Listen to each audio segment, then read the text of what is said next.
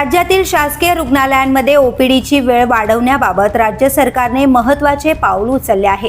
या प्रस्तावाची व्यवहार्यता तपासण्यासाठी वैद्यकीय शिक्षण व संशोधन संचालनालय अर्थात DMERA ने 12 सदस्यीय समितीची स्थापना केली आहे। रुग्णांना अधिक सुलभ आरोग्य सेवा उपलब्ध करून देणे आणि अपघात विभागावरील वाढता ताण कमी करणे हा या निर्णयामागील उद्देश आहे। सध्या बहुतांश शासकीय रुग्णालयांमध्ये ओपीडीची वेळ सकाळी 8 ते दुपारी 12 अशी आहे।